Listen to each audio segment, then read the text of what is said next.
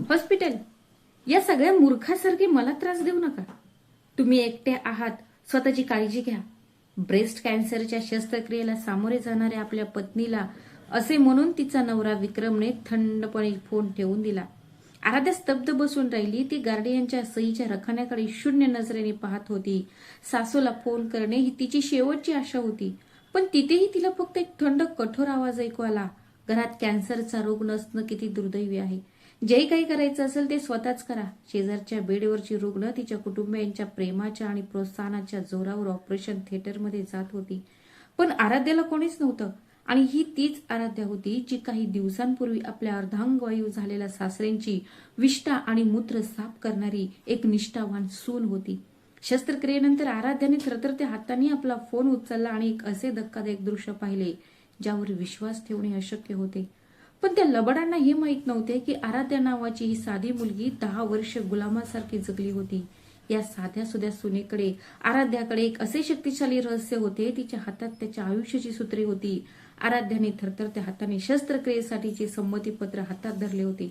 जिथे पालकाची सही म्हणजेच तिचा नवरा विक्रमचं नाव असायला हवं होतं, ती जागा रिकामी होती. तिच्या हाताची बोटे खडबडीत झाली होती. पालकांशी संपर्क होत नाहीये का? एका नर्सने सहानुभूतीच्या नजरेने चौथ्यांदा विचारले. आराध्याने जबरदस्तीने नकारार्थी मान हलवत चेहऱ्यावर हसू आणण्याचा प्रयत्न केला. नियमानुसार पालकांच्या सहीशिवाय शस्त्रक्रिया होऊ शकत नाही, पण तुमची प्रकृती पाहून मी डॉक्टरांशी बोलले आहे. सध्या तरी तुमच्या सहीनुसारच प्रक्रिया पुढे जाईल, पण शस्त्रक्रियेनंतर एका पालकाची येणे अत्यंत महत्वाचे आहे. नर्सने एक दीर्घ श्वास घेतला आणि ती दुसऱ्या रुग्णाची काळजी घेण्यासाठी गेली. तिच्या श्वासाने आराध्याच्या छातीवरचा भार आणखीनच वाढवला. तिची प्रकृती अधिकच खालावली होती. शेजारच्या बेडवरची रुग्ण तिच्या पती आणि 2 मुलांच्या प्रेमाच्या आणि प्रोत्साहनाच्या जोरावर शस्त्रक्रिया कक्षात गेली. आई धीर धर. मुलांच्या बोलण्याचा आवाज कॉरिडॉरमध्ये घुमत होता. पतीने आपल्या पत्नीचा हात घट्ट धरला आणि हळू आवाजात, मला काळजी करू नकोस, मी इथेच तुझी वाट पाहीन. पण आराध्याला थंड शांततेचा सामना करावा लागला. तिला कालची रात्र आठवली. विक्रमने तिच्या पाठीवर थाप मारून म्हटले होते, बाळा तुझी शस्त्रक्रिया यशस्वी हो. मी उद्या साईटचं काम संपवून थेट तुझ्याकडे येईन. काळजी करू नकोस. माझं तुझ्यावर खूप प्रेम आहे. त्याच क्षणी आराध्याला कळलं की तो खरं बोलत आहे. त्याच्या प्रेमळ स्पर्शाने जराही विचलित न होता ती झोपी गेली. पण तिचा नवरा कुठेच दिसत नव्हता. शेवटची आशा म्हणून आराध्याने तिच्या सासूला फोन लावला. 3 रिंग नंतर एक चिडलेला आवाज आला. पुन्हा का फोन केलास? मी तुला सांगितलं होतं की मी कामात आहे. आई आज माझी शस्त्रक्रिया आहे.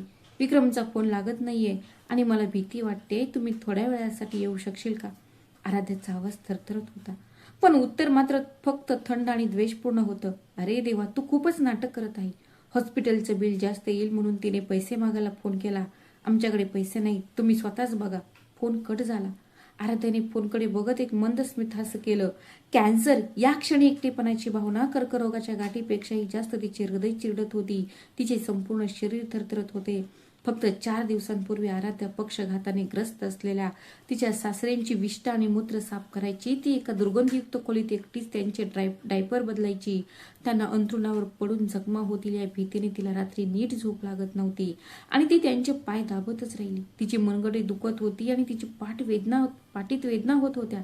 अर्ध्या सासऱ्यांची सेवा करत पाठ वकून बसलेली असताना तिची सासू तिच्या मैत्रिणींशी गप्पा मारायची किंवा ती टीव्ही मालिका बघायची. तिने कधीच आभार मानले नाहीत.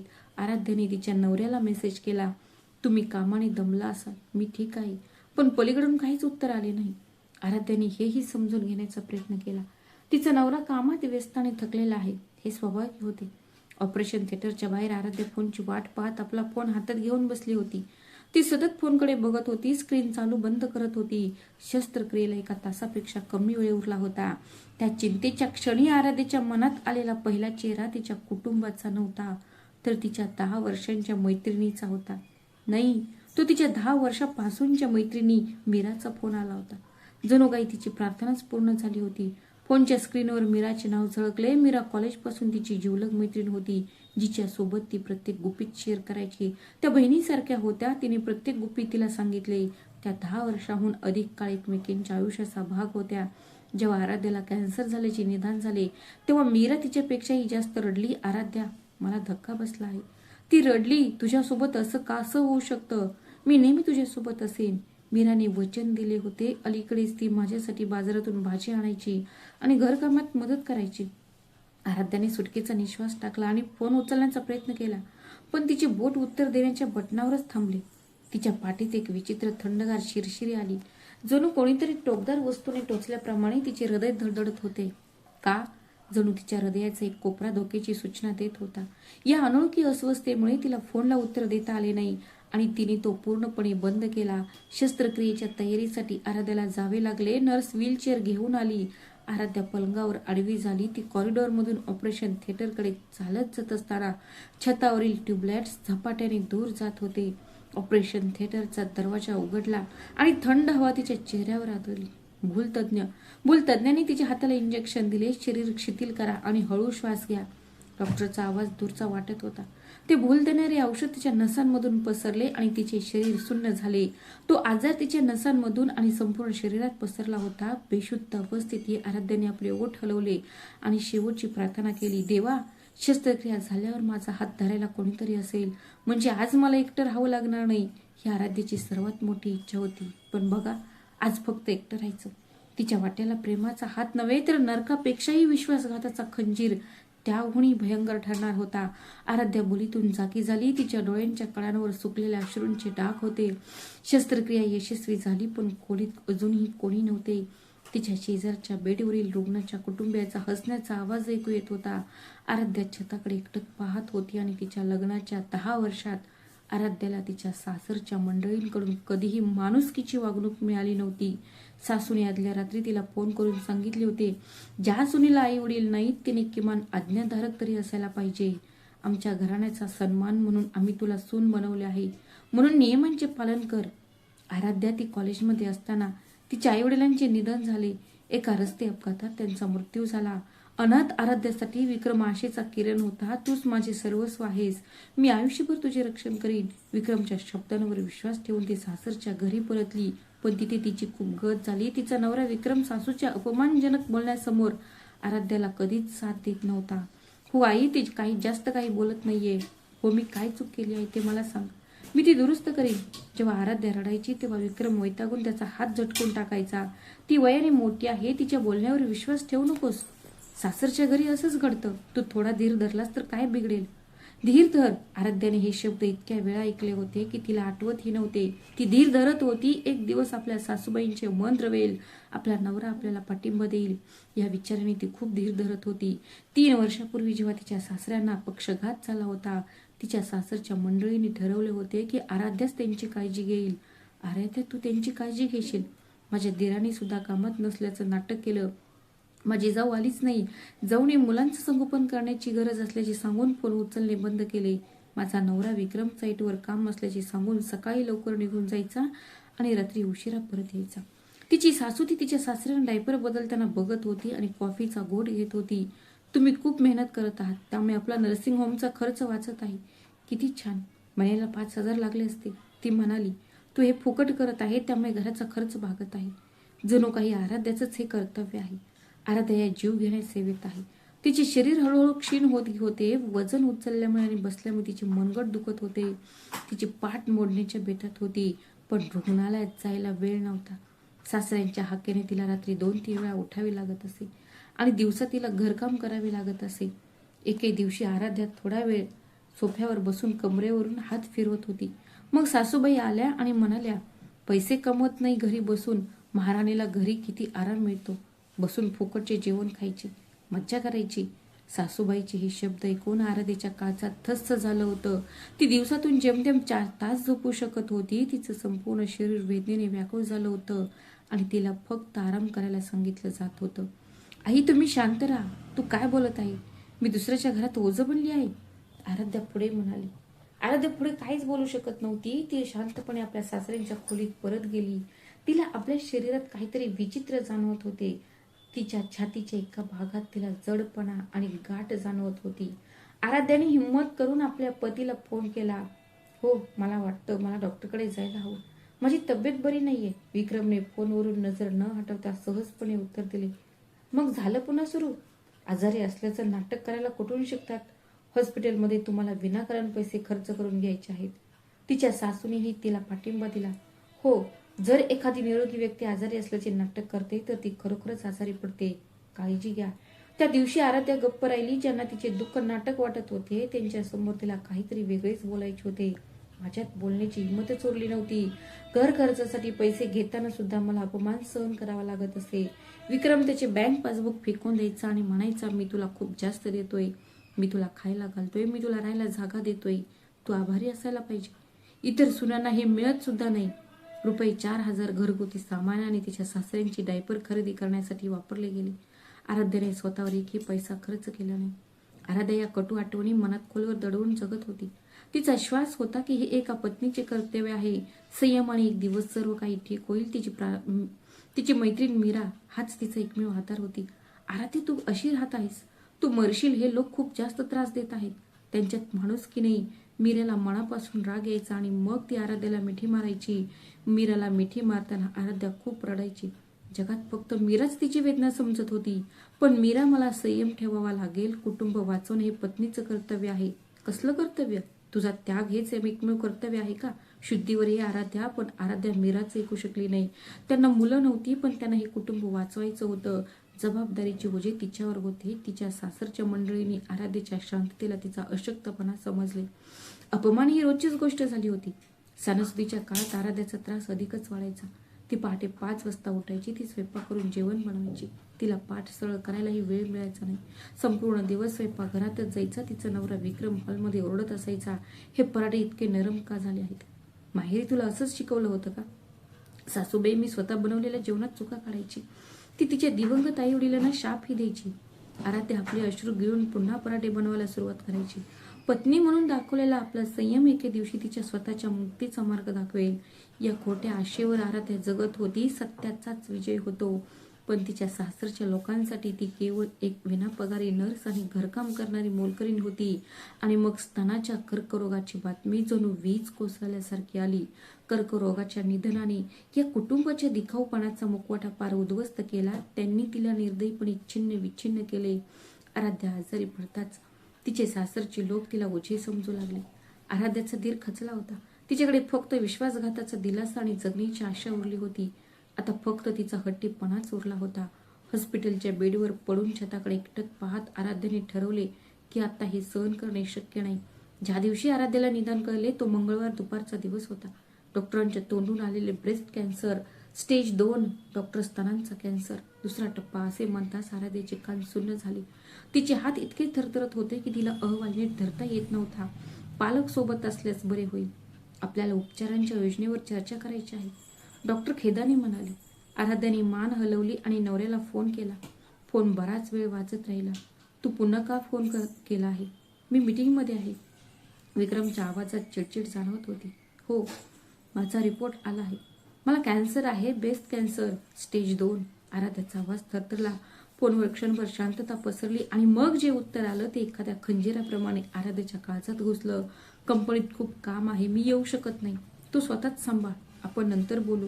फोन कट झाला. आराध्या क्लिनिकच्या खुर्चीवर सुन्नपणे बसून फोनकडे एकटक पाहत होती. डॉक्टरने अस्वस्थपणे विचारले, पालक येऊ शकतात का? नाही, मी ते एकटीच ऐकेन. आराध्याने शस्त्रक्रिया ठरवली आणि केमोथेरपीबद्दल एकटीनेच ऐकले. तिच्या मनात काहीच विचार आला नाही. फक्त तिच्या नवऱ्याचा थंड आवाज घुमत होता. घरी परतल्यावर तिने सासूला सांगण्याची धाडस गोळा केली. आई, मला कॅन्सर झाल्याचं निदान झालं आहे. मग मला शस्त्रक्रिया करावी लागेल, ती त्यांना म्हणाली. सासूबाई टीव्हीवर मालिका बघत असलेल्या आराध्याकडे वळल्या. त्यांच्या चेहऱ्यावर चिंता किंवा आश्चर्य नव्हे तर दुःख दिसत होते. घरात कॅन्सरचा रुग्ण असणं किती दुःखद आहे. विक्रमला काही झालं तर? आई, मी आजारी आहे. अरे, माझ्या मुलाचं नशीब. इतक्या लहान वयात त्याची बायको कॅन्सरने ग्रस्त आहे. तू किती दुःखी असेल. त्याच्या खाण्यापिण्याची काळजी कोण घेणार? तू तर काहीच करू शकणार नाही. आराध्या पुढे काहीच बोलू शकली नाही. तिच्या सासूने तिचे लक्ष पुन्हा टीव्हीकडे वळवले. हॉस्पिटलच्या थंड कॉरिडॉरमधून एकटी चालताना आराध्याला माणसांपेक्षाही मृत्यूची जास्त भीती वाटत होती. तिला तिरस्कार वाटत होता. हा एकटेपणा कॅन्सरपेक्षा भयंकर होता. उपचारांच्या खर्चाच्या चिंतेने आराध्याला दररोज रात्री झोप लागत असे. शस्त्रक्रिया, रुग्णालयातील मुक्काम आणि केमोथेरपीसाठी लाखो रुपये लागणार होते. आराध्याने आपल्या पतीकडून धैर्य मिळवले. आराध्याने हिंमत करून नवऱ्याला विचारलं, उपचाराला खूप खर्च येईल, आपल्याकडे काही बचत आहे का? विक्रमने बिअरचं कॅन खाली ठेवून चिडून विचारलं, किती खर्च येईल? मग तो पैशांवरच बोलू लागला. मी आधीच कामामुळे तणावात आहे, मला हे सगळं सांगू नकोस, पण सर्जरी ठीक झाली आहे, सगळं ठीक आहे, तू का ओरडतेस? विक्रमने दार जोरात आपटले आणि तो निघून गेला. त्या दिवसानंतर विक्रम आराध्याला टाळू लागला आणि तो बाहेर वेळ घालवू लागला. घरी आला तरी तो दारू प्यायलेला असायचा आणि घरातील वातावरण बर्फासारखं थंड व्हायचं. आराध्याच्या सर्वात कठीण काळात तिची मैत्रीण मीराने तिला आधार दिला. मीरा जवळजवळ रोज आराध्याच्या घरी यायची.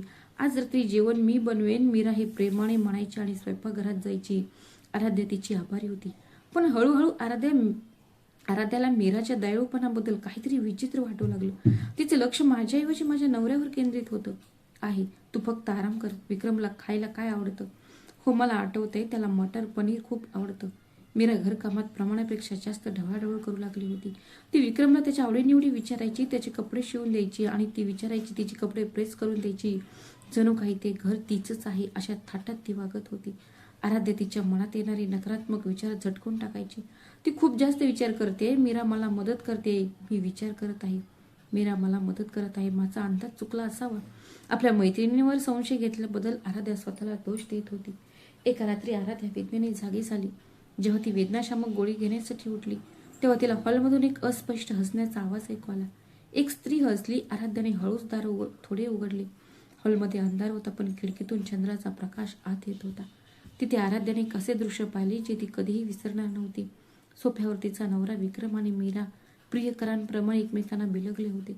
विक्रमचा हात मीराच्या कमरेवर होता आणि मीराने आपले डोके विक्रमच्या छातीवर टेकवले होते. त्यांचा स्पर्श म्हणजे मित्र आणि पती या दोघींचेही प्रेम होते. त्याने सर्व मर्यादा ओलांडल्या होत्या. तो निर्लज्ज आणि जवळीक साधणारा होता. विक्रमजी, जर कोणी आपल्याला पाहिलं तर? मीरा गोड आवाजात कुजबुजली. काळजी करू नका, ती बाई औषध घेऊन गाढ झोपली आहे. काळजी करू नका.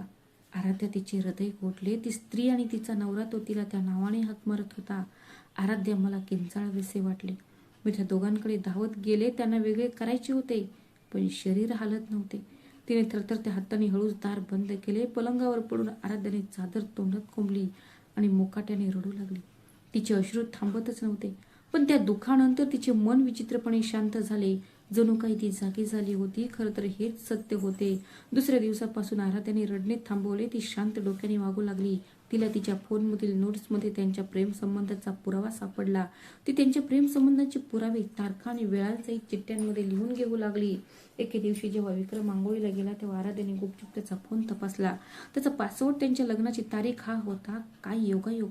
आराध्याने मेसेज उघड, तिचे हात थरथरले. विक्रमने तो मीराला पाठवला होता. माझ्या प्रिये, तिच्या शस्त्रक्रियेचा दिवस आपल्या लग्नाचा दिवस असेल. त्या दिवशी आपण सगळं काही संपवून टाकू. मीराने उत्तर दिले. ती बाई तशीही मरणारच आहे तर काय. काळजी वाटते. आता आपण मोकळेपणाने भेटू शकतो. मला तुझी खूप आठवण येते. आराध्याने फोन खाली ठेवला आणि बाथरूमच्या आरशात पाहिले. आरशात तिचा चेहरा फिकट दिसत होता, पण तिच्या डोळ्यात एक थंड चमक होती. आराध्याला वाटले की प्रेम संपले आहे. नाही, तिला जाणवली की प्रेम नावाची कोणतीही गोष्ट अस्तित्वात नसते. सुडासाठी शक्ती लागते. आराध्या स्वतःला जबरदस्तीने खाऊ लागली. तिला शस्त्रक्रियेचा दिवस आठवला. ती आपले दिवस घालवू लागली. शस्त्रक्रियेच्या दिवसाची तयारी करत असताना आराध्याच्या लक्षात आले, गेल्या 10 वर्षांपासून जपलेले मोठे रहस्य उघड करण्याची वेळ आली आहे. एक सामान्य गृहिणी म्हणून जगत असताना तिने तिची खरी ओळख लपवली होती. आता तीच ओळख त्या ठगांना धडा शिकवण्यासाठी सज्ज झाली होती. आराध्याने तिच्या तिजोरीतून कागदपत्रे बाहेर काढली आणि थंडपणे हसली. थांबा, आता माझ्या ढोंगी लोकांना धडा शिकवायचा आहे. ती तयार होती. आता तुमची पाळी आहे. तुम्ही शुद्धीवर आहात का? हळूहळू डोळे उघडा. नर्सचा आवाज अस्पष्टपणे ऐकू येत होता. आराध्याने मोठ्या कष्टाने आपल्या जड पापण्या उघडल्या. छतावरच्या ट्यूबलाईटचा प्रकाश तिच्या डोळ्यांना झुंबत होता. बेशुद्धीतून जागे झाल्यावर आराध्याला तिचे शरीर काचेसारखे जड वाटत होते. तिच्या छातीत तीव्र वेदना होत होत्या. शस्त्रक्रियेच्या जागेभोवतीची पट्टी घट्ट झाली. आराध्याने ऑक्सिजन मास्क खाली दीर्घ श्वास घेतला. शस्त्रक्रिया संपली होती. आराध्याने सर्वात आधी आपले डोके हलवले. तिने बेडसाईड टेबलवर आपला फोन पडला. तिची बोटे सुन्न झाली होती. फोन तिच्या हातातून 2दा खाली पडला. तिने जेमतेम स्क्रीन चालू केली. एकही मिस कॉल नव्हता. खरंच कोणीच आले नव्हते. आराध्याचे हृदय गोठून गेले. पण नोटिफिकेशनमध्ये डझनभर संदेश. ते फक्त मीरानेच पाठवले होते. आराध्याला एक विचित्र भीती वाटत होती आणि तिचे हात थरथरू लागले. तिने मेसेज पाठवला. आराध्या, मला माफ कर, पण खरं सांगायचं तर आम्ही खूप आनंदी आहोत. तुमचे आशीर्वाद आम्हाला द्या. आणि मग एकामागून एक फोटो येऊ लागले. पहिला फोटो उघडताच आराध्याच्या काळजाचा ठोकाच चुकला. सूट घातलेला विक्रम पांढरा लग्नाचा पोशाख घातलेल्या मीराचा हात धरून मंडपाकडे चालत होता. सर्व काही संपले होते आणि ते मंडपाकडे जात होते. विक्रमचा चेहरा अशा आनंदाने भरला होता जणू आराध्याने 10 वर्षात पाहिला नव्हता. जगातील सर्वात आनंदी व्यक्तींपैकी एक असलेल्या मीराच्या हातात फुलांचा गुच्छ होता आणि ती हसत होती. भिंतीवरच्या घड्याळात दुपारचे 2 वाजले होते. हीच वेळ होती जेव्हा आराध्या ऑपरेशन थिएटरमध्ये बेशुद्ध पडली होती. अरे, आराध्याला ऑक्सिजन मास्क खालून एक अस्पष्ट आवाज ऐकू आला. मास्कच्या खालून एक उद्मरल्यासारखा आवाज येत होता. तिची छाती फाटत होती. ही शस्त्रक्रियेची वेदना नव्हती, ही तिच्या हृदयाचे तुकडे तुकडे होण्याची वेदना होती. दुसरे दृश्य तर त्याहूनही अधिक क्रूर होते. पाहुण्यांचे आवाज रागाने जड झाले होते. तिची सासू पुढच्या रांगेत बसली होती. तिने मीराचा हात असा धरला होता. ती मीराकडे अशा नजरेने पाहत होती जणू ती तिची स्वतःची मुलगीच आहे. नावाडी सुद्धा तसेच पाहत होता. आराध्याचे हात पार खचले होते. फोन जमिनीवर पडला. खोलीवर एक मोठा आवाज घुमला. नर्स घाबरून धावत आत आली. तुम्ही ठीक आहात का? कुठे दुखतंय का? आराध्या उत्तर देऊ शकली नाही. ती फक्त छताकडे बघत रडत राहिली. त्यांचा अजून कायदेशीर घटस्फोटही झाला नव्हता. ते त्यांच्या लग्नाचा आनंद साजरा करत होते. तर दुसरीकडे आराध्या ऑपरेशन टेबलवर मृत्यूशी झुंज देत होती. जमिनीवर पडलेला फोन व्हायब्रेट झाला. जमिनीवर पडलेल्या फोनकडे एक मेसेज आला होता. नर्सने तो उचलून तिच्या हातात दिला. तुमचा मेसेज आलाय, मी बघते. आराध्याने थरथरत्या हाताने फोन घेतला. मेसेज पाठवणारा तिचा नवरा विक्रम होता. घटस्फोटाची कागदपत्रे घरी आणली जात होती. मी ते पाठवलं आहे, शांतपणे सही कर. आराध्याला काही आरडाओरडा करता आला नाही. आणि पोटगीची अपेक्षा करू नकोस. आराध्याचे ओठ थरथरले. तिची बोटे जणू गोटूनच गेली होती. त्याच क्षणी तिच्या सासरच्या फॅमिली ग्रुपवर एक नोटिफिकेशन आले. माझ्या सासूने ती पोस्ट टाकली होती. कॅन्सरग्रस्त बाई अखेर घरातून निघून गेली आहे. आता घरात शांतता आहे. चांगलं आहे. मीरा सून म्हणून आली. आराध्या काही कामाची नव्हती. माझ्या धीराने कमेंट केली. हो हो दादा, खूप चांगलं. धीर म्हणाला, हो दादा, खूप छान आहे. वहिनीनेही हसणारा इमोजी पाठवला. आराध्या शस्त्रक्रियेच्या वेदनेपेक्षा हृदयभंगाच्या वेदनेमुळे जास्त करून आपल्या नखाने फरशी खरवडायला लागली. तिने चादर घट्ट पकडली. तिचे संपूर्ण शरीर थरथरत होते. तिने 10 वर्ष त्याची सेवा केली होती. ती तिच्या सासऱ्यांची विष्ठा आणि मूत्र साफ करायची. ती रात्रभर त्यांचे पाय चोळायची. ती दररोज सकाळी उठून प्रत्येकासाठी स्वयंपाक करायची. तिचे हात सोलवटले होते. तिची पाठ वाकली. जणू काही ती सगळी वर्षे कचऱ्यात फेकून दिली होती. आराध्याच्या डोळ्यातील जगण्याची चमक नाहीशी झाली. ती फक्त शून्य नजरेने छताकडे बघत राहिली. नाही, मला मरायचं नाही. आराध्याच्या डोळ्यातील चमक बदलली. दुःखाच्या जागी एक थंड आणि धारदार भाव आला. मला त्या सगळ्यांना नरकात ओढून न्यायचं आहे. द्वेष उफाळून येऊ लागला. धगधगत्या क्रोधाने आराध्याच्या शरीराला वेढून टाकले.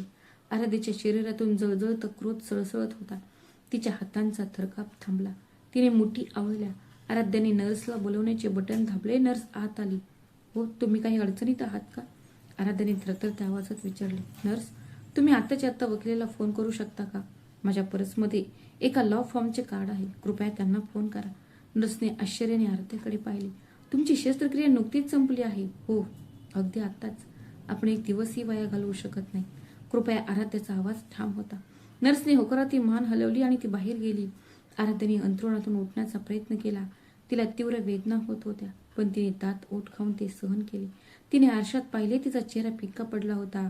केस विस्कटलेले होते, पण तिच्या डोळ्यातील चमक बर्फासारखी थंड होती. ज्या प्रकारे तू मला सोडून गेलास आणि मीही तुला त्याच प्रकारे परतफेड करेन. आराध्या कुजबुजली. हा दिवस आराध्याच्या आयुष्यातील सर्वात दुःखद दिवस होता. पण याच दिवसाने तिच्या सर्वात शक्तिशाली सुडाची सुरुवातही केली. बिचारा कॅन्सर आराध्या नावाची रुग्ण मरण पावली होती. तिच्या जागी रुग्णालयाच्या खोलीत सुडाची एक थंडगार देवी जन्माला आली होती. आराध्याने आपल्या हँडबॅगमधून एक छोटी डायरी काढली. त्यात तिच्या आईवडिलांनी मागे सोडलेल्या मालमत्तेची एक यादी होती आणि त्यातील आकडे इतके अफाट होते की सासरच्या मंडळींना त्याची कल्पनाही करता आली नसती. त्यात असेही म्हटले होते की त्या पैशाचा मोठा हिस्सा विक्रमच्या कंपनीत गुंतवण्यात आला होता. आता खरा खेळ सुरू होतो. डायरी बंद करताना आराध्या थंडपणे हसली. ते एखाद्या देवदूताचं हास्य नव्हतं, तर एका सूट घेणाऱ्या देवीचं होतं. 1 तासानंतर सूट घातलेला एक वकील खोलीत आला. आराध्या मॅडमला भेटून खूप दिवस झाले होते. काय झालं? आराध्याच्या आईवडिलांच्या काळापासून वकील त्या कुटुंबाचा खटला सांभाळत होते. आराध्याने त्यांच्या हातात फोन दिला. स्क्रीनवर लग्नाचे फोटो आणि घटस्फोटाचा संदेश झळकला. वकिलाचा चेहरा कठोर झाला. साहेब, मी 10 वर्ष संयम ठेवला. आता सगळं संपलं. मला सगळं काही परत हवं आहे. मी एक पैसाही मागे ठेवणार नाही. आराध्याचा आवाज घुमला. तिने काम करण्याचा निश्चय केला होता. वकिलाने होकारार्थी मान हलवली. ठीक आहे. आपण उद्या सकाळी सुरुवात करू. आराध्याने खिडकी बाहेर पाहिले. सूर्य मावळत होता, अंधार पडत होता, पण आराध्यासाठी एका नव्या पहाटेचा उदय होत होता. एक सुखद आवेगपूर्ण बदल आणि एक सुंदर सकाळ. डिस्चार्जच्या दिवशी सकाळी आराध्या आपल्या पलंगावर शांतपणे सामान भरत बसली होती. नर्स एक व्हीलचेअर घेऊन आली. तुमच्या घरातून कोणी आले नाही, मी एकटी जाऊ शकते, आराध्याने शांतपणे उत्तर दिले. नर्सने दिलगिरी व्यक्त केली, पण पुढे काही विचारले नाही. आराध्या आधीच बुक केलेल्या खासगी रुग्णवाहिकेत बसली. ड्रायव्हरने विचारले, मॅडम तुम्हाला कुठे जायचं आहे? आराध्याने कागदाच्या तुकड्यावर लिहिलेला पत्ता सांगितला. तो तिच्या सासरच्या घराचा पत्ता नव्हता. ड्रायव्हरने होकारती मान हलवली आणि ती गाडी सुरू केली. जेव्हा गाडी तिच्या सासरच्या अपार्टमेंट समोरून गेली तेव्हा ड्रायव्हरला क्षणभर थांबायला सांगितले. अपार्टमेंटच्या गेट समोर कचऱ्याच्या 3 काळ्या पिशव्या ठेवल्या होत्या. त्यात आराध्याच्या वस्तू होत्या. तिचे कपडे, सौंदर्य प्रसाधने, पुस्तके, सर्व काही कसे तरी कोंबले होते. आराध्याने गाडीच्या खिडकीतून बाहेर पाहिले. हे दृश्य पाहून ती खळखळून हसली. पाऊस पडला तर? असं कोण फेकतं? ड्रायव्हर अस्वस्थपणे गप्प झाला.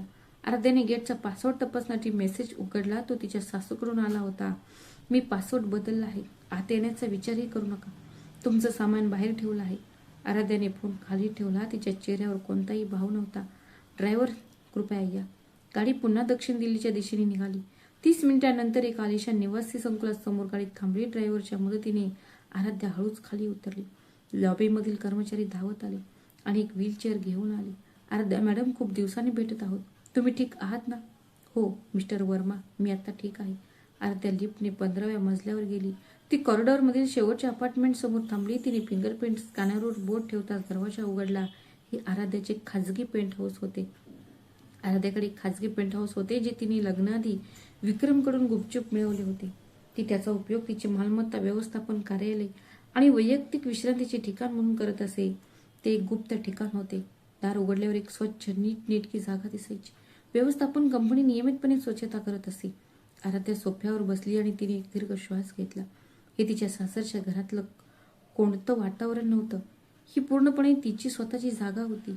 तिने टेबलवरचा लॅपटॉप चालू केला. तो सुरू होत असताना तिने खिडकीतून बाहेर पाहिले. यमुना नदीचे एक भव्य दृश्य दिसत होते.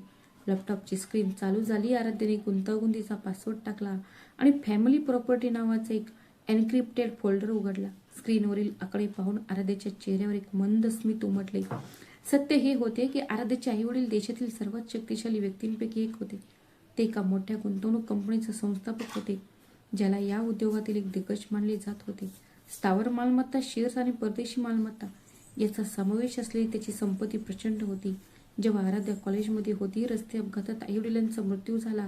तिचे आईवडील एका रस्ते अपघातात मरण पावले. एकुलती एक मुलगी असल्याने आराध्याला सर्व संपत्ती आणि कंपनीचे शेअर्स वारसा हक्काने मिळाले. पण इतक्या लहान वयात हे सर्व सांभाळणे तिच्यासाठी खूपच दमवणारे होते. तिच्या आजूबाजूच्या लोकांची वृत्तीही तिला त्रासदायक वाटत होती. तिचे मित्र मैत्रिणी तिच्याकडे वेगळ्या नजरेने पाहू लागले आणि मुले तिच्याशी उघडपणे फ्लर्ट करू लागली. आराध्या खूप घाबरली होती. तिच्या लक्षात आले की तिच्यावर कोणीही खरं प्रेम करत नाही. म्हणून तिने एक सामान्य गृहिणी बनण्याचा निर्णय घेतला. जेव्हा ती विक्रमला भेटली तेव्हा तिने आपली खरी ओळख लपवली. विक्रमला वाटले की ती फक्त एक गरीब अनाथ मुलगी आहे. त्याला वाटले की तिच्या पैशांसाठी तिला इच्छित नाही, पण तो एक भ्रम होता. आराध्याने फोल्डरमधील एक डॉक्युमेंटवर क्लिक केले. विक्रम कन्स्ट्रक्शन अधिग्रहण करार नावाची एक फाईल उघडली. त्यांच्या लग्नाच्या 5व्या वर्षी विक्रमची कंपनी आर्थिक अडचणीत होती. त्याला बँकेकडून कर्ज मिळत नव्हते आणि पुरवठादारांची देणी बाकी होती. विक्रम रोज दारू पिऊन यायचा आणि उसासे टाकायचा. आराध्याला आपल्या पतीला मदत करायची होती, पण आपली ओळख उघड करायला ती घाबरत होती. तिने एका तिसऱ्या व्यक्तीचे नाव वापरले. त्याने आपल्या आईवडिलांच्या एका जुन्या मित्राचा जो वकील होता त्या नावाने एक गुंतवणूक करार तयार करून घेतला. विक्रमला फक्त एवढेच माहीत होते की त्याला फी इन्व्हेस्टमेंट्स नावाच्या कंपनीकडून 50 कोटी रुपयांची गुंतवणूक मिळाली होती. आराध्याने त्यावेळी आपल्या कुटुंबावर विश्वास ठेवून पैसे दिले होते. मात्र कोणताही अनुसूचित प्रकार टाळण्यासाठी एका वकिलाच्या सल्ल्यानुसार तिने एक कायदेशीर हमी करार तयार करून घेतला होता. त्या करारामध्ये एक विशिष्ट अट होती. कंपनीचा मालक अनैतिक वर्तन किंवा कराराचा भंग झाल्यास व्याजासह संपूर्ण रक्कम तात्काळ वसूल केली जाईल. 15% वार्षिक चक्रवाढ दराने व्याज आकारले जाईल. 5 वर्षानंतर मुद्दल आणि व्याजाची एकत्रित रक्कम 100 कोटी रुपयांपेक्षा जास्त झाली. आराध्याने तिजोरी उघडली. आत कराराची मूळ प्रत धूळ खात पडली होती. तिने ती बाहेर काढली आणि थंड हास्य केले. आता पैसे वसूल करण्याची वेळ आली होती. आराध्याने फोन उचलून एक नंबर डायल केला. तो देशातील सर्वात मोठ्या लॉ फॉर्ममधील एका सर्वोच्च वकिलाचा होता, जो तिच्या आईवडिलांच्या काळापासून कुटुंबाचा खटला हाताळत होता. सर, मी आराध्या बोलते. आराध्या मॅडम. मॅडम, तुम्ही कशा आहात? सर, मला आता माझ्या नावाशी संबंधित असलेले सर्व हक्क वापरायचे आहेत. कृपया विक्रम कन्स्ट्रक्शनकडून कर्जाची पूर्ण वसुली करण्याची प्रक्रिया सुरू करा. एक पैसाही सोडू नका. फोनवर क्षणभर शांतता पसरली. माझ्या लक्षात आले की उद्या सकाळी सर्वात आधी हेच करायचे आहे आणि काहीतरी करणे आवश्यक होते. घटस्फोटाच्या खटल्याचीही तयारी करा. तसेच मीरावर मानहानी आणि घरफोडीचे आरोपही दाखल करा. माझ्याकडे पुरावे आहेत. सगळं ठीक होईल. फोन ठेवून आराध्याने खिडकीबाहेर पाहिले. सूड म्हणजे रक्तरंजित युद्ध नव्हे, तो म्हणजे कागदपत्रे आणि कार्यपद्धतीचा एक क्रूर नरसंहार होता. आराध्याने कपाटात पाहिले. आता कृतीची वेळ झाली होती. आराध्याने कपाट उघडले. आता तिचे महागडे डिझायनर सूट अडकवलेले होते, जे तिने इतके दिवस जपून ठेवले होते. तिने एक काळा सूट बाहेर काढला आणि घालून पाहिला. ती आरशासमोर उभी राहिली. 10 वर्षात ती पहिल्यांदाच आरशासमोर उभी राहिली होती. ती माझी खरी ओळख होती. मी तुला इतका वेळ थांबून ठेवलं. मला माफ कर आराध्या. आता मी तुला तुझं आयुष्य परत देईन, असं आराध्या आरशात स्वतःशीच म्हणाली. तिने तिच्या लॅपटॉपवर कॅन्सरच्या उपचारासाठी सर्वोत्तम हॉस्पिटल शोधले. तिने एक चांगली फूड डिलिव्हरी सेवा देखील बुक केली होती. आता आराध्या इतर कशापेक्षाही आपल्या आरोग्याला जास्त प्राधान्य देणार होती. तिने खऱ्या लढाईसाठी आपला किल्ला बांधायला सुरुवात केली होती.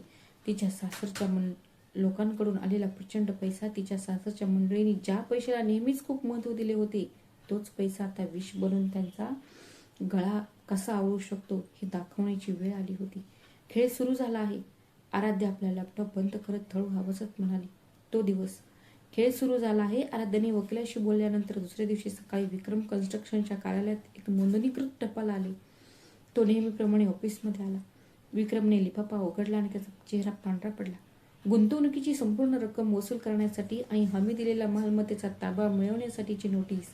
ते एका लॉ फर्म करून आलेले अधिकृत पत्र होते. विक्रमचे हात थरथरले. ही इन्व्हेस्टमेंट्स अचानक असं का करत आहे? विक्रमने घाबरून फोन लावला, पण पलीकडून थंड आवाजात उत्तर आले. आम्ही कराराच्या अटीनुसार संपूर्ण रक्कम वसूल करत आहोत. 7 दिवसांच्या आत पैसे द्या. हा काय मूर्खपणा आहे? मी 7 दिवसात 100 कोटी रुपयांपेक्षा जास्त कसे परत करू? ही तुमची समस्या आहे. फोन कट झाला. विक्रमने टेबलावर मूठ आपटली. कंपनीचा 80% पैसा वॉर्ड इन्व्हेस्टमेंट कडून येत होता. तो पैसा वाई गुंतवणुकीत येत होता. ते पैसे गेल्यावर कंपनी लगेचच कोसळली असती. आणि त्याच दिवशी दुपारी मला पुरवठादारांचे फोन येऊ लागले. विक्रमजी, आम्हाला आमचे पैसे कधी मिळणार? मी ऐकले की तुमच्या कंपनीची परिस्थिती चांगली नाहीये. काय मूर्खपणा आहे हा? आपली कंपनी ठीक आहे का? नाही. ही बातमी बाजारात पसरली आहे. मी ऐकलं की तुमचा गुंतवणूकदार त्याचे पैसे काढून घेत आहे. तुम्ही दिवाळखोर होणार आहे का? विक्रमला घाम फुटला. ही बातमी कुठून फुटली? खरं तर ही माहिती कंपनीने मुद्दाम पसरवली होती. पुरवठादारांनी एकदमच पैशांची मागणी करायला सुरुवात केली. उद्यापर्यंत पैसे द्या असे सांगणारे फोन येऊ लागले. विक्रम बँकेकडे धावला. कृपया मुदतवाढ द्या. ही फक्त एक तात्पुरती अडचण आहे. पण बँक मॅनेजरने नकारार्थी मान हलवली. विक्रमजी, तुमचं क्रेडिट रेटिंग खूपच घसरलं आहे. मुदतवाढ देण्याचं विसरूनच जा. आम्ही जुनं कर्ज परत घेण्याचाही विचार करत आहोत. मग मी काय करू? विक्रमचा चेहरा फिक्का पडला आणि तो रागाने बँकेतून बाहेर पडला. त्याचे पाय त्याला साथ देत नव्हते. त्या दुपारी बांधकाम साईटवर काम करणाऱ्या छोट्या कंपन्यांनी एकदम काम थांबवले. या त्याच कंपन्या होत्या ज्यांना आराध्या इन्व्हेस्टमेंट्स मार्फत पैसे देत होती. विक्रमजी, आम्ही आता आणखी काम करू शकत नाही. पगारच मिळाला नाही तर आम्ही काम कसं करणार? कामगारांनी आपलं सामान घेतलं आणि ते जागेवरून निघून गेले. तिथे फक्त रिकामा काउंटर उरला होता. ऑफिसमध्ये परतल्यावर त्याला त्याच्या डेस्कवर कायदेशीर नोटिसांचा गठ्ठा दिसला. या कर्मचाऱ्यांनी त्यांच्या थकीत पगाराची मागणी करणाऱ्या नोटिसा होत्या. साहेब, मला या महिन्याचा पगार कधी मिळेल? त्याने विचारले. 1 आठवडा झाला आहे. थोडा वेळ थांबा. सगळं ठीक होईल. पण ते कधी होईल हे विक्रमला स्वतःलाच माहीत नव्हतं. दरम्यान त्याची सासू एका मॉलमध्ये खरेदी करत होती. तिला एक महागडी हँडबॅग आवडली आणि तिने त्याला तिचे कार्ड दिले. माफ करा मॅडम, माझ्याकडे तुमचे कार्ड नाही. हे काय चाललंय? हे असं होऊ शकत नाही. पुन्हा प्रयत्न करा. कर्मचाऱ्याने पुन्हा प्रयत्न केला, पण परिणाम तोच होता. मर्यादा गाठली गेली आहे. आजूबाजूचे लोक पाहू लागले. सासूबाईंचा चेहरा लाल झाला. हा काय मूर्खपणा आहे? आणखी एक कार्ड घ्या. पण प्रत्येक कार्डवर तोच संदेश दिसत होता. अखेरीस सासूबाईंना रिकाम्या हातानेच मॉल सोडावा लागला. घरी परतल्यावर त्यांनी लगेच विक्रमला फोन केला. विक्रम, सगळी कार्ड का ब्लॉक झाली आहे? लिमिट अचानक कशी संपली? आता तर त्याहूनही मोठे संकट ओढवले आहे. कंपनी कोसळण्याच्या मार्गावर आहे. विक्रमच्या घाबरलेल्या आवाजाने त्याच्या सासूला धडकी भरली. हा काय मूर्खपणा करतोयस? विक्रमने परिस्थिती समजावून सांगितली. वाय इन्व्हेस्टमेंट्स कडून परतावा पुरवठादारांचा दबाव, बँकेने आम्हाला कर्ज देण्यास नकार दिला आणि माझ्या सासूबाईंचा फोन हातातून पडणारच होता. मग आता आमचं काय होणार होतं? खरं तर आमच्या सासू सासऱ्यांना मिळालेली चैन ही आराध्याने दिलेली भेट होती, पण ते तिला हवेसारखीच फुकट आणि मोहक समजत होते. आराध्याच्या पैशांनी कंपनी चालत होती आणि त्यातून मिळणारा नफा महागड्या बॅगा खरेदी करण्यासाठी आणि आलिशान गाडी चालवण्यासाठी वापरला जात होता. दिवसाच्या शेवटी विक्रमने पुन्हा एकदा गुंतवणूक कराराकडे पाहिले. वाय इन्व्हेस्टमेंट्स मधील वाय हे अक्षर त्याला विचित्र वाटले. वायचा अर्थ काय होता? ते अचानक पैसे का काढत होते? विक्रमला धक्का बसला, पण ते त्याच्या छळलेल्या पत्नी आराध्याच्या नावाचे पहिले अक्षर होते. त्याने याची कल्पनाही केली नव्हती. अनेक दिवस उलटून गेले, पण आराध्याने तिच्या सासरच्या मंडळींना एकही फोन केला नाही. सगळा संवाद वकिलाच्या माध्यमातूनच झाला. तिच्या सासूबाईंनाही आता सहन होईना, म्हणून त्यांनी शेजाऱ्यांकडे तक्रार केली. आराध्याने कुठून तरी पैसे चोरलेच असतील माझ्या मुलाची कंपनी उद्ध्वस्त करण्यासाठी. असंच असणार. ती माझ्या मुलाची कंपनी बुडवण्याचा कट रचत आहे. पण एका कायदेशीर बंधनकारक करारापुढे तिच्या सासूच्या बकवासाला काहीच किंमत नव्हती. विक्रम आणि मीराच्या नवीन लग्नाचा तर प्रश्नच नाही. आता तो आपल्या सावकारांपासून लपून राहत होता. सावकार त्याच्या ऑफिसमध्ये येऊन ओरडायचे, तुम्ही आमचे पैसे कधी परत करणार? आम्हालाही घर चालवायचं आहे. विक्रमला अशा अवस्थेत पाहून मीराचे करिअर पळवू दिसू लागले. विक्रम, हे सगळं कधी ठीक होणार? मी असं आयुष्य कधीच स्वीकारलं नाही. मी तुझ्याशी यासाठी लग्न केलं नाही मीरा, तू फक्त धीर धर. मी सगळं ठीक करेन. मी धीर धरावा का? आपण हनीमूनलाही जाऊ शकलो नाही. हे काय आहे? मीराच्या आवाजात चिडचिड होती. विक्रम हा एक उथळ माणूस आहे ते तिच्या लक्षात आले होते. त्या क्षणी आराध्या तिच्या पेंट हाऊसच्या खिडकीत बसून वाईनचा ग्लास पित होती. तिच्या लॅपटॉपच्या स्क्रीनवर विक्रम कन्स्ट्रक्शनच्या स्टॉकचा आलेख होता. एक लाल रेषा वेगाने खाली येत होती. तिच्या कल्पनेपेक्षाही जास्त वेगाने ती खाली येत होती. ती थंडपणे हसली. ओरडण्यापेक्षा, आरडाओरडा करण्यापेक्षा किंवा त्याचे केस उपटण्यापेक्षा अशा प्रकारे त्याला शांतपणे आर्थिकदृष्ट्या गळ्यात दाबणे अधिक क्रूर होते. आराध्याने घटस्फोटाच्या कागदपत्रांवर सही करण्यास सांगणाऱ्या विक्रमच्या मेसेजचा स्क्रीनशॉट घेतला आणि तो तिच्या वकिलाला पाठवला. हे पुरावा म्हणून सादर करा. हो, मला समजलं. पुडगीच्या खटल्यात हे तुमच्या फायद्याचं ठरेल. आता सासू सासरे अन्नाच्या प्रत्येक घासासाठी धडपडत होते. त्यांचा स्वाभिमान हळूहळू त्याचं रूपांतर विनवणीत होत होतं. ही तर फक्त सुरुवात आहे. आराध्या वाईनचा ग्लास खाली ठेवत म्हणाली. 1 महिन्यानंतर विक्रम कन्स्ट्रक्शनला अधिकृतपणे दिवाळखोर घोषित करण्यात आले. न्यायालयाने दिवाळखोरीचा आदेश दिला.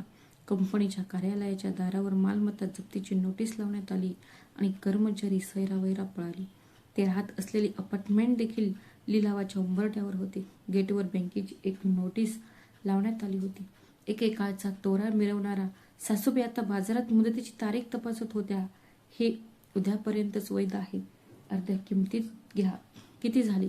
20 रुपये. सासूबाईंनी खिसा चाचपून पाहिला. त्यात फक्त 10 रुपयांच्या नोटा होत्या. पूर्वी त्या एवढ्या पैशांकडे डोंकूनही पाहत नसत. हे मला द्या. भाजी विक्रेता त्याच्याकडे दयेने पाहत होता. सासू, मी मान खाली घालून घरी परतली. विक्रम दारू पिऊन रस्त्यावर भटकत होता. तो मुलाखतींना जायचा, पण प्रत्येक वेळी त्याला कामावरून काढून टाकले जायचे. एका दिवाळखोर कंपनीचा मालक तिचा टॅग तिला सोडत नव्हता. जेव्हा ती तिच्या एका खोलीच्या अपार्टमेंटमध्ये परत आली तेव्हा मीरा तिचं सामान पॅक करत होती. काय करत आहेस? मी काही दिवसांसाठी माझ्या मैत्रिणीच्या घरी जात आहे. अचानक का? मीराने विक्रमकडे न पाहता उत्तर दिले. तुझ्यासोबत राहून मला गुदमरल्यासारखं वाटतं. तुझ्याकडे पैसे नाहीत. तू फक्त दारू पित राहतोस. मीरा, मी सध्या अडचणीत आहे. कृपया थोडा वेळ थांब. मी कशाची वाट पाहू? तुझी कंपनी दिवाळखोर होऊन कितीतरी काळ लोटला आहे. अजूनही तीच परिस्थिती आहे. मीराचा आवाज धारदार होता. आता ती उघडपणे विक्रमचा अपमान करत होती. तू काय म्हणत आहेस? मी खरं सांगत आहे. मला वाटलं तू श्रीमंत आहेस, म्हणूनच मी तुझ्याशी लग्न केलं.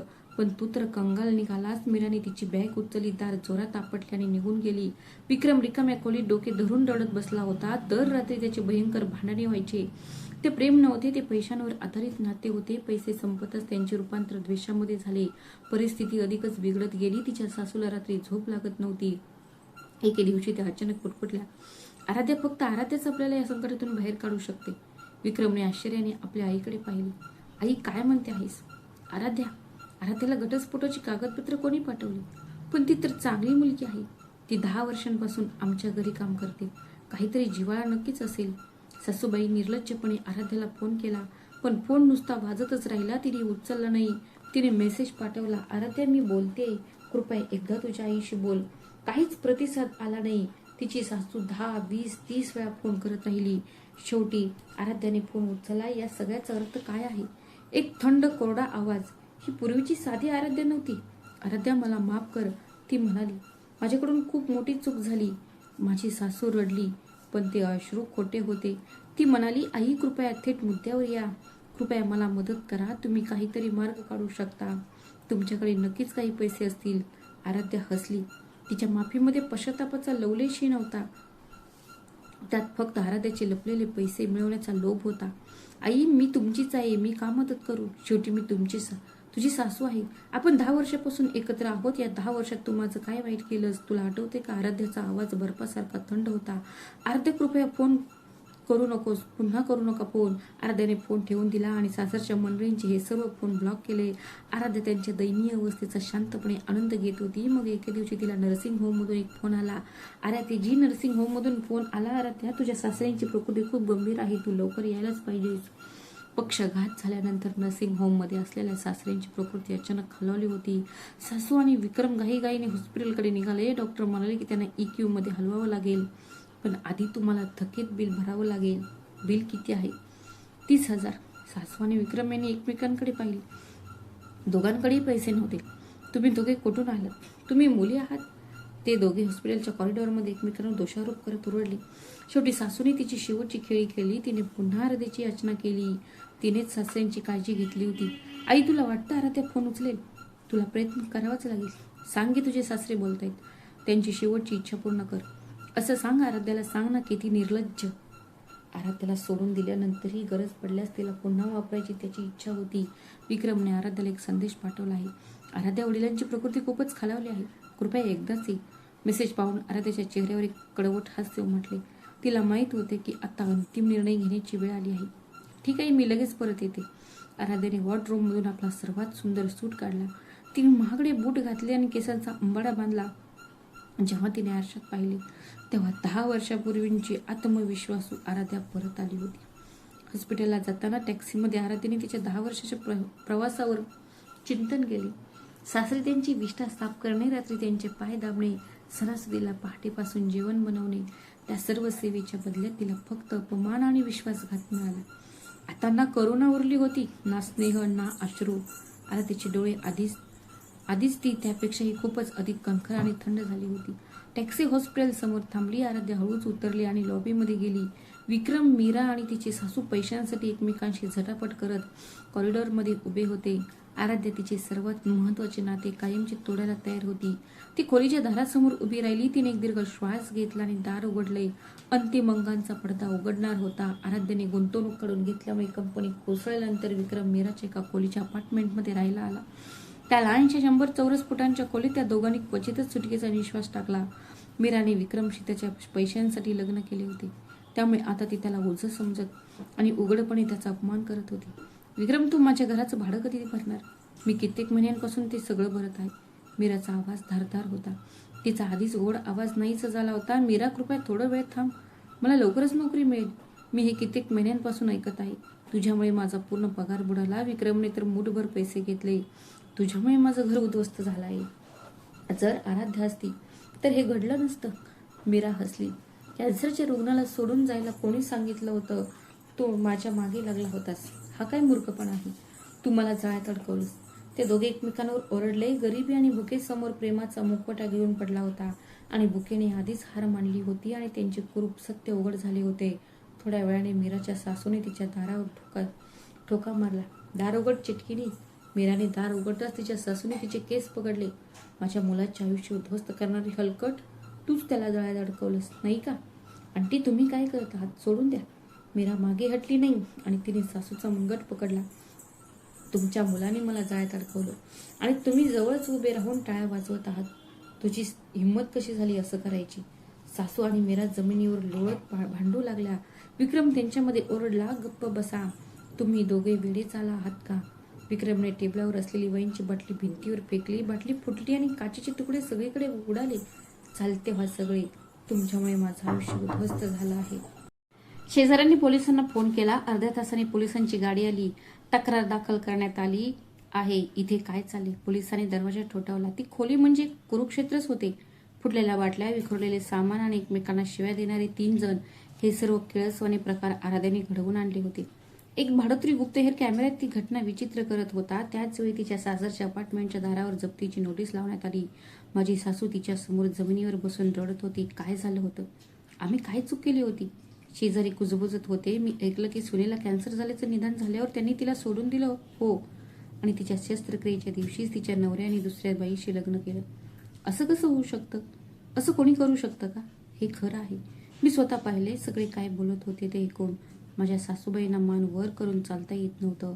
पण अगदी शेवटपर्यंत त्यांनी आपली चूक कबूल केली नाही. हे सगळं त्या आराध्या नावाच्या चिटकीनेमुळे झालं. तिनेच आमचं आयुष्य उद्ध्वस्त केलं. विक्रम, आमची हा शेवटची आशा. तो त्याच्या ओळखीच्या लोकांना फोन करू लागला. भाऊ, मी विक्रम बोलतोय. मला एक महत्त्वाचं काम होतं. विक्रम, कृपया मला थोडे पैसे पाठव. माफ कर मित्रा, माझी परिस्थिती बरी नाहीये. फोन कट झाला. त्याने दुसरा नंबर डायल केला. साहेब, कृपया मला मदत करा. त्याने दुसरा नंबर डायल केला. साहेब, फक्त 1,00,000. विक्रम, मी ऐकलं की तुम्ही दिवाळखोर झाला आहात. माफ करा, मी तुम्हाला मदत करू शकत नाही. सगळ्यांना तेच उत्तर मिळालं. ही बातमी बाजारात पसरली होती. विक्रमच्या फोनला कोणी उत्तर दिले नाही. तो दुसऱ्याच कशा तरी विचार करत होता. मीराच्या मनात मात्र वेगळेच विचार होते. तिने गुपचूप विक्रमच्या आपत्कालीन खात्यातून पैसे काढले. त्यात सुमारे 30,000 होते. मी हे पैसे घेऊन पळून जाईन. मीराने मध्यरात्री सर्व सामान भरले आणि पळून जाण्याचा प्रयत्न केला.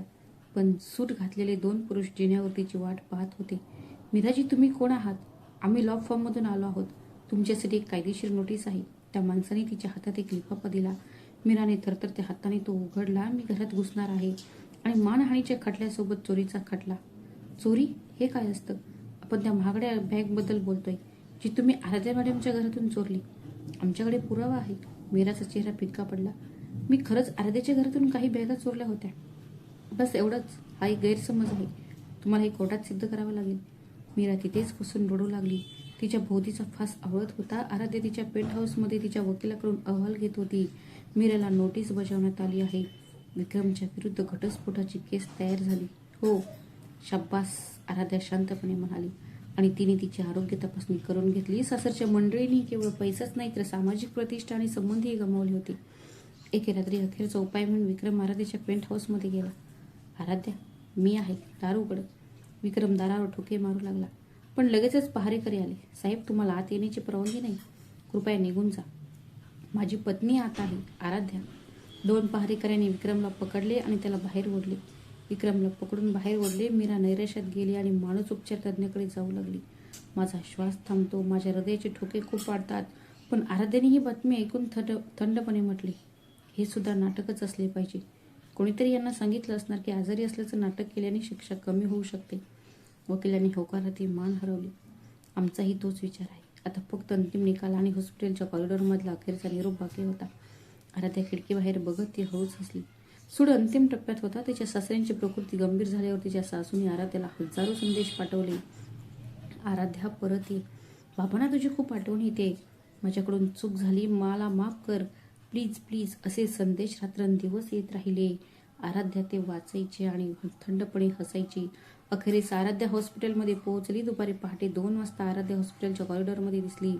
महागडा काळा सूट आणि उंच टाचांचे शूज घातलेली ती 10 वर्षापूर्वी जशी आत्मविश्वासू स्त्री होती तशीच दिसत होती. तिचे केस व्यवस्थितपणे मागे बांधलेले होते.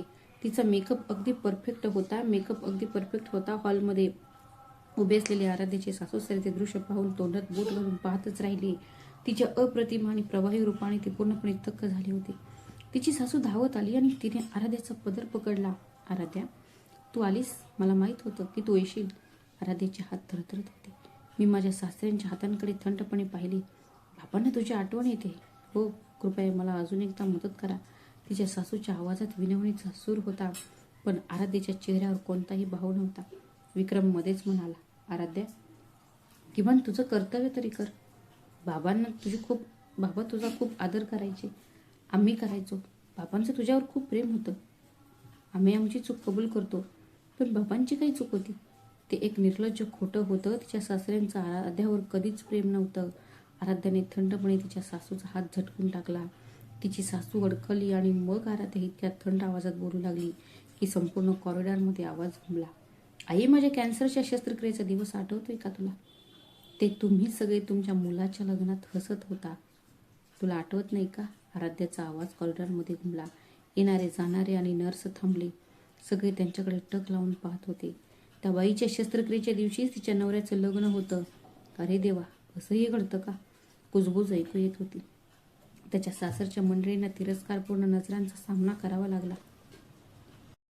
विक्रम घाबरून अडकत बोलू लागला, तो एक गैरसमज होता. ते सर्व तुझ्यासाठी होते, जेणेकरून तू तुझ्या उपचारांवर लक्ष केंद्रित करू शकशील. हा मूर्खपणा बंद कर. आराध्याने तिच्या बॅगमधून एक पाकिट काढले आणि त्यातील फोटो व रेकॉर्डिंग असलेली USB ड्राईव्ह फरशीवर फेकून दिली. हॉलमध्ये फोटो आणि पूर्णपणे खचून गेले होते. विक्रम आणि मीराच्या मिठीतले फोटो, लग्नाचे फोटो, माझ्या सासूबाई मीराचा हात धरून हसत असलेले फोटो. माझी 10 वर्षांची सेवा कर्तव्य नव्हती तर गुलामगिरी होती. आणि जेव्हा तो गुलाम मरणार होता तेव्हा तुम्ही लोकांनी उत्सव साजरा केला.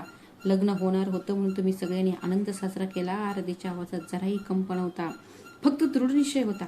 जमिनीवर विखुरलेले फोटो पाहून तिच्या सासूचा चेहरा फिका पडला. आराध्याने तिच्या सासूकडे रागाने पाहिले. आता तुझा मुलगा त्याच्या वडिलांचे डायपर स्वतः बदलेल. मी हे 10 वर्ष केले, आता तुझी पाळी आहे. आराध्या, पण मला किळस येते. तेवढ्यात मीरा कॉरिडॉरच्या दुसऱ्या टोकावरून धावत आली. तिचे केस विस्कटलेले होते आणि तिचे डोळे लाल झाले होते. आराध्या, मीरा हात पुढे करत आराध्याकडे आली. आराध्या, आपण मैत्रिणी होतो, बरोबर? माझ्याकडून चूक झाली, कृपया मला माफ कर. मीरा रडत होती, पण आराध्याने एक पाऊल मागे घेतले आणि मीराच्या गालावर जोरात एक चापट मारली. त्या चापटेचा आवाज कॉरिडॉरमध्ये घुमला. मीरा आपला गाल धरून अडखली. तुझ्या त्या घाणेरड्या तोंडातून मैत्रीण हा शब्द उच्चारू नकोस. तू माझ्या आयुष्यातला तो कचरा आहेस ज्याला साफ करायची गरज आहे. आराध्याचे डोळे बर्फासारखे चमकले. तिने आपल्या बॅगेतून आणखी एक पाकिट काढले. त्यात काही नर्सेस आणि ट्री नर्सिंग होम बद्दल माहिती होती. तिने ते पाकिट आपल्या सासूच्या छातीवर फेकले. हे सून म्हणून ही माझी शेवटची मेहरबानी आहे. तुम्ही तुमचं अपार्टमेंट विकून खर्च भागवू शकता. आणि मग मला आठवलं की त्याचा लिलाव झाला होता. सासूने पाकिट खाली टाकला आणि ती खाली बसली. विक्रम आराध्याच्या पाया पडला. आराध्या, कृपया माझ्याकडून चूक झाली, पुन्हा विचार कर. आपण पुन्हा सुरुवात करू शकतो. विक्रम रडला आणि त्याने आराध्याचे पाय पकडण्याचा प्रयत्न केला. आराध्या एक पाऊल मागे सरकली आणि तिने विक्रमकडे खाली पाहिली. त्याच्या डोळ्यातून एकही अश्रू आला नाही. ज्या दिवशी तू तुझ्या मरणासन पत्नीला सोडून तिच्याशी लग्न केलंस, त्या दिवसापासून तू माझा नवरा नाहीस तर एक पशु बनलास. आणि एका जनावराकडून माणुसकीची अपेक्षा करणं हा माझा मूर्खपणा होता. आराध्या मागे न वळता निघून गेली. ती चालायला लागली. तिच्या उंच टाचांच्या चपलांचा आवाज हॉस्पिटलच्या लांब कॉरिडॉरमध्ये घुमत होता. विक्रम मागून ओरडला, आराध्या, आराध्या. आपण आराध्या थांबली नाही. मागे राहिलेल्या सासू सासऱ्यांभोवती गर्दी जमली. जेव्हा त्यांच्या सुनेला कॅन्सर झाल्याचे निदान झाले तेव्हा त्यांनीच तिला वाऱ्यावर सोडले. देव त्यांना शिक्षा देईल. हे लोक माणूस म्हणून घेण्याच्या लायकीचे नाहीत. त्यांना द्वेषपूर्ण आणि तुच्छ नजरांचा सामना करावा लागला. सासू, विक्रम आणि मीरा मान वर करू शकले नाहीत. आराध्या हॉस्पिटलच्या फटकाबाहेर पडली. दुपारचा कोवळा सूर्यप्रकाश तिच्या चेहऱ्यावर पडला. आराध्याने डोळे मिटले. तिने एक दीर्घ श्वास घेतला. 10 वर्षानंतर हेच खरं स्वातंत्र्य होतं. तिच्या छातीवरचं ओझं उतरलं होतं. आराध्याने डोळे उघडले आणि आकाशाकडे पाहिले. आकाश निरभ्र होतं. आता सुरुवात करायची वेळ झाली आहे, आराध्या स्वतःशीच म्हणाली आणि आत्मविश्वासाने पुढे चालू लागली. हॉस्पिटलच्या कॉरिडॉरमधील हा गोंधळ कोणाच्या तरी फोनवर रेकॉर्ड करून ऑनलाईन पोस्ट करण्यात आला. तो व्हिडिओ पोस्ट व्हायरल झाली. आपल्या बायकोच्या मैत्रिणीशी लग्न करण्यासाठी कर्करोगग्रस्त पत्नीला सोडणारा राक्षसी नवरा असे शीर्षक असलेली ती पोस्ट 10 लाखांहून अधिक वेळा पाहिली गेली.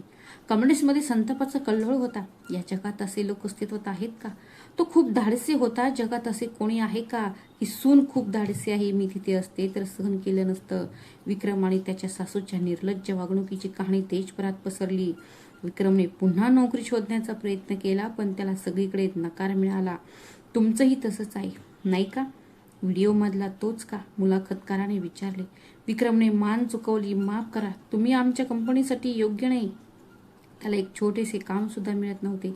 अखेरीस विक्रम रोज सकाळी तो गाडी ओढायला आणि भंगार गोळा करायला लागला. बघा, हा तोच माणूस आहे. लोक बोट दाखवायचे. विक्रम आपल्या टोपीने चेहरा झाकायचा. मीराला नुकसान भरपाई म्हणून 30 लाख रुपये आणि चोरीसाठी दंड ठोठावण्यात आला. तिच्या नावावर गुन्हेगारी नोंद झाली. मीरा दिल्लीहून पळून आपल्या गावी आली. ती एका लहानशा गावात लपून राहू लागली.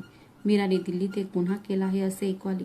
गावकऱ्यांचे टोमणे अव्याहतपणे सुरूच राहिले. मीराला घर सोडणे शक्य नव्हते. तिची सासू महिन्याला 3000 रुपये भाडे देत असे. ती तळघरातील एका खोलीत राहू लागली. तिच्या सासऱ्यांना स्मृतिभ्रंश झाला होता आणि ते दिवस रात्रीतील फरक विसरून गेले होते. सुनबाई, मला जेवण द्या, मला भूक लागली आहे, तिचे सासरे दर तासाला म्हणायचे. तिची सासू लापशी बनवताना रडायची. डायपर बदलताना तिच्या सासूला आराध्याची आठवण झाली. आराध्याने हे सर्व 10 वर्ष केले. सुरुवातीला तिने ते आपले कर्तव्य मानले होते. आता तिला त्याचे महत्त्व कळले होते, पण तोपर्यंत खूप उशीर झाला होता. तिच्या सासूबाईंना रोज रात्री आराध्याच्या हाताच्या गरमागरम घरगुती जेवणाची आठवण येत होती.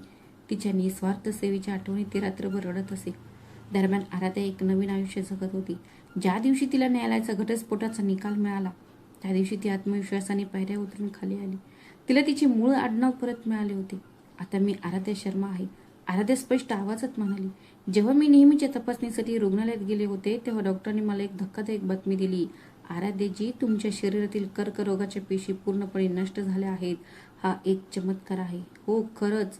तणाव सोडून देणे हेच सर्वोत्तम औषध होते. जेव्हा तुमचे मन बरे होते, तेव्हा तुमचे शरीरही बरे होते. आराध्या रडली. यावेळी ते आनंदाश्रू होते, दुःखाचे नव्हे. आराध्याने नुकतेच तिच्या आईवडिलांच्या मालमत्तेचे एक चित्र वाचून संपवले होते. तिने तिच्या उत्पन्नातील काही भागातून आराध्या शर्मा फाउंडेशन नावाची एक धर्मदायी संस्था स्थापन केली. या संस्थेने अनाथ मुलांना आणि वंचित तरुणांना मदत केली. आराध्याने स्वतः मुलांची भेट घेतली आणि त्यांच्यात आशा निर्माण केली. समस्या कधीच संपत नाही. एक नवीन समस्या. मुलांना अडचणी हा शेवट नसून ती एक सुरुवात असते. आराध्याने इतरांसाठी स्वतःचा त्याग करणे थांबवले. तिने फक्त स्वतःसाठी वेळ घालवायला सुरुवात केली. ती एका लहान बाग असलेल्या घरात राहायला गेली. तिने स्वतः गुलाब आणि लव्हेंडरची रोपे लावली होती. दररोज सकाळी आराध्या बॅगेत बसून चहा प्यायची. कोवळे ऊन तिच्या चेहऱ्यावर पडायचे. सकाळ खूप शांत असायची. आराध्या हसली. एके दिवशी बाजारात जाताना तिला दूरवर विक्रम दिसला. तो गाडीवर भंगार गोळा करत होता. विक्रमने आराध्याला पाहिले आणि तो जागीच स्तब्ध झाला. आराध्याने रस्त्यातल्या दगडाप्रमाणे त्याच्याकडे दुर्लक्ष करून पुढे निघून गेली. आराध्या, विक्रम हळूच म्हणाला. सासू काही थांबली नाही. कधी कधी ती आराध्याला मेसेज पाठवायची. आराध्या, बाळा, मला एकदा भेट, माझ्याकडून चूक झाली. मी पैसे मागणार नाही, मला फक्त एकदा तुझा चेहरा बघायचा आहे. आराध्या ते सर्व मेसेज न वाचता डिलीट करायची. जणू काय ती तिच्या मनाप्रमाणेच वागत होती. एका संध्याकाळी आराध्या आरशासमोर उभी राहिली. तिने तिच्या शस्त्रक्रियेच्या वर्णाला स्पर्श केला. ती त्याला एक व्रणच समजायची. पण आता नाही. हा माझ्या जगण्याचा पुरावा आहे. हे माझं विजय पदक आहे. आराध्या आरशात स्वतःकडे पाहून हसली. ज्यांनी मला सोडून दिले त्यांनी खरे तर स्वतःलाच सोडून दिले होते. आराध्याने हे सत्य आपल्या जीवनातून सिद्ध केले होते. नियमित साधे जीवन जगणे आवश्यक नसते. द्रुतपणे जगा हे महत्वाचं आहे. स्वतःचं रक्षण करणं महत्वाचं आहे. आराध्याच्या कथेने प्रेक्षकांच्या, विशेषतः वृद्धांच्या हृदयाला स्पर्श केला. अनेक जण स्वतःच्या आयुष्यावर विचार करू लागले. मी फक्त सहनशीलतेचाच भाग होतो का?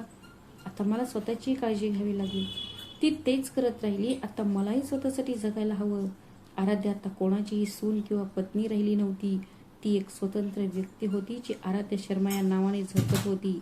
एका आठवड्याच्या शेवटी आराध्या समुद्र किनाऱ्यावर फिरायला गेली. तिच्या समोर निळाशार समुद्र पसरला होता. आराध्याने आपले बूट काढले आणि वळवरून चालू लागली. लाटांचा आवाज तिच्या कानात घुमत होता. थंडगार झुळूक तिच्या केसांमधून वाहत होती. आराध्या समुद्राच्या दिशेने चालायला लागली. ती हळूहळू चालायला लागली. सूर्याची किरण पाण्यावर पडत होती. तिच्या मागून एक शांत आवाज आला.